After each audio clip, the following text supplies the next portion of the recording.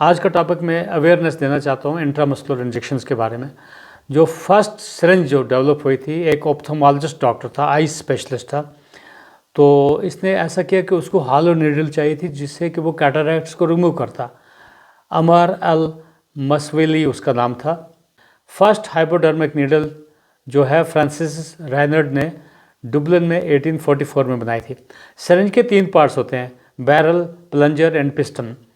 तो पहले जो सिरिंज थी वो ग्लास की बनी होती थी, उसके बाद इनको कोई मेटालिक पड़ रहा था, उसके बाद करते करते अब सिंथेटिक है, और उसके बाद रबर टाइप है, तो डिस्पोजेबल सिरिंज होती हैं। इतनी मेहनत नहीं करनी पड़ती है, रीयूज़ नहीं करना है, डिस्पोजेबल सिरिंज का यूटिलाइज़ करना होता है। सो मैं इंट्रामस्कुलर इंजेक्शंस के बारे में आज बताने की कोशिश करूँगा, कौन कौन सी साइट्स पे हम रूटीन में इंट्रामस्कुलर इंजेक्शंस कर सकते हैं। सबसे पहले इंट्रामस्कुलर इंजेक्शन जो होता है, ये एक ऐसा टेक्निक है कि जिसमें हम डायरेक्ट जो मेडिसिन है वो डीप मसल्स के अंदर डिलीवर करते हैं, और इससे क्या हो गया कि वहाँ पे ब्लड स्ट्रीम अच्छी होती है, वहाँ से मेडिसिन जल्दी एब्जॉर्ब हो जाती है और मेडिकेशन जो क्विकली बॉडी में चली जा सकती है। जो मैं बता रहा था, आइडियल साइट्स हुए इंट्रामस्कुलर इंजेक्शंस के सबसे इंपॉर्टेंट है buttocks, upper and outer quadrant of buttocks जो होते हैं, जिसको डार्सोग्लूटल साइट या ग्लूटिस मैक्सिमस मसल बोलते हैं, और लेटरल हिप या वेंट्रोग्लूटल मसल्स हैं या ग्लूटिस मीडियस होती हैं। इस तरीके से मिड थाई या वास्टस लेटरलिस बोलते हैं। जैसे आप डायग्राम में देख सकते हो कि सेफ साइट जो है इंट्रामस्कुलर इंजेक्शन की बटक्स में अपर एंड आउटर क्वाड्रेंट पे किस तरीके से ये डिस्प्ले किया गया है, तो that is the safe site. इस तरीके से जो अपर आर्म में तकरीबन डेल्टॉइड एरिया में होती है, वहाँ पे हम इंट्रामस्कुलर इंजेक्शन करते हैं। तो डेल्टॉइड मसल जो है ना, जैसे आप ये ट्रायंगल जैसे देख सकते हैं, तो वहाँ पे तो आइडियल साइट है। और ख़ासकर डेल्टॉइड में तकरीबन मैक्सिमम तौर पर जो वैक्सीन वगैरह होते हैं वो वहाँ पे दिए जाते हैं। जिस मेडिसिन का भी वॉल्यूम 2 ml से कम होगा वो तकरीबन डेल्टॉइड एरिया में दे सकते हैं। इस तरीके से ट्राइसेप्स एरिया में भी इंट्रामस्कुलर इंजेक्शन देते हैं, लेकिन यहाँ पे ज़्यादा रिस्क्स होती हैं। यहाँ रेडियल नर्व इंजरीज़ वगैरह जो होती है, रेडियल रिस्ट ड्रॉप होने के ख़तरे ज़्यादा होते हैं। इस तरीके से जो अपर एंड आउटर क्वाड्रेंट को छोड़ के अगर रॉन्ग टेक्निक से अगर ये इंजेक्शन दिया गया तो फुट ड्रॉप हो सकता है, इस तरीके से रिस्ट ड्रॉप हो सकता है। So in order to overcome these problems, क्योंकि नर्व में कंप्रेशन आ सकता है, नर्व में डैमेज आ सकता है और न्यूरोटोमेसिस होता है। तो सिमिलरली ऐसे कुछ मेडिकल कॉम्प्लिकेशंस जो होती हैं, मैं इंट्रामस्कुलर इंजेक्शंस के बारे में कॉम्प्लिकेशंस के बारे में बोलूँगा। जैसे एब्सेस बन जाना, सेलुलाइट्स होना, हेमाटोमा बनता है, मसल नेक्रोसिस है, कंट्रक्चर है, नर्वोपैल्सी जो मैं बता रहा था, या पैरालिसिस हो सकता है। इसलिए ये स्किल्स एंड टेक्निक्स डेवलप करने होते हैं ताकि कॉम्प्लिकेशंस ना हो। पहले तो इंजेक्शन जो थे वो फिजिशियंस या डॉक्टर्स ही यूज़ करते थे, खुद लगाते थे। बट ज्यों ज्यों डेवलपमेंट होती गई और ये ओवरटेक किया, अब नर्सिंग स्टाफ कर रहे हैं, ट्रेंड टेक्नीशियंस हैं, फार्मासिस्ट भी तकरीबन ये इंजेक्शंस कर सकते हैं, और कहीं कहीं घरों में भी ये टेक्निक सीख के अगर आइडियल टेक्निक होगा, सही तरीके से इंजेक्शंस का यूटिलाइज़ किया जाएगा तो कॉम्प्लिकेशंस कम हो जाएंगे। मोस्ट इम्पॉर्टेंट है, जब आप इंजेक्शन दे रहे हैं तो आपका नीडल का साइज़ चुनना है।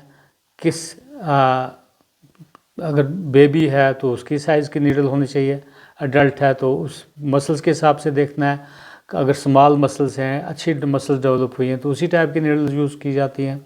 सो जो सिरिंज होती हैं 2 ml से लेकर 5 ml, 10 ml, 20 ml ऐसे यूज़ की जाती हैं। तो आपको अप्रोप्रिएट नीडल वगैरह या सिरिंज का यूज़ करना है। सेपरेट स्वैप्स अक्सर तरीके से सेंट्रीफ्यूगल तरीके से इसको यूज़ करना होता है, और सेंटर से जाना होता है और पेरीफेरल में डिस्ट्रॉय करना होता है। 70% इथाइल अल्कोहल यूज़ करना होता है, या लोकल सैनिटाइज़र भी यूज़ किया जाता है। ज़ड ट्रैक मेथड जो होता है वो यूज़ करना होता है इंट्रामस्कुलर इंजेक्शन यूज़ करने के लिए, ताकि जो मेडिसिन है वो बाहर लीक ना हो जाए। उसमें मसल्स को पकड़ना होता है और मसल्स को उसमें टिल्ट करना होता है, लेटरल रोटेशन वगैरह करके वो 90 डिग्री पे आपको नीडल यूज़ करनी होती है, ताकि वो जो मेडिसिन है वो बाहर लीक ना करे।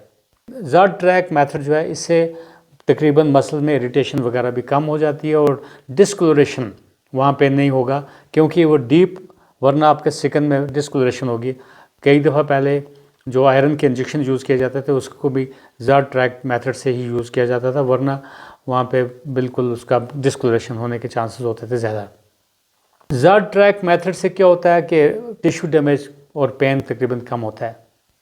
देखिए, अक्सर जो इंजेक्शन जो हम यूज़ करते हैं, तो आज तो मैं इंट्रामस्कुलर इंजेक्शंस के बारे में बोल रहा था, लेकिन ये इंजेक्शन जो है इंट्राडर्मल भी यूज़ किए जाते हैं, सबक्यूटेनियस यूज़ किए जाते हैं, इंट्रामस्कुलर होता है, इंट्रावेनस होता है, इंट्राऑस्शियस यानी कि बूंद के अंदर भी इंजेक्शन लगाना पड़ता है, और इंट्रा आर्टीरियल या पेरिटोनियल कैविटी में भी इंजेक्शन यूज़ किए जाते हैं।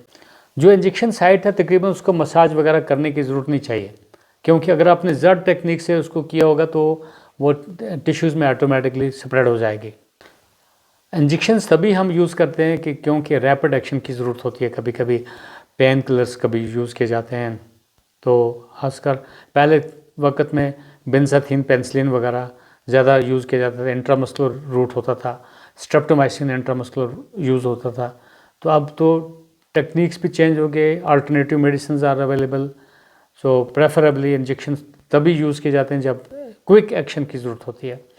वर्ल्ड हेल्थ ऑर्गेनाइजेशन ने ये रिकमेंड किया है कि जो इंजेक्शन साइट है वो तकरीबन 30 सेकंड के लिए उसको स्वैब यूज़ किया जाना चाहिए सेंटर से पेरिफेरी की तरफ।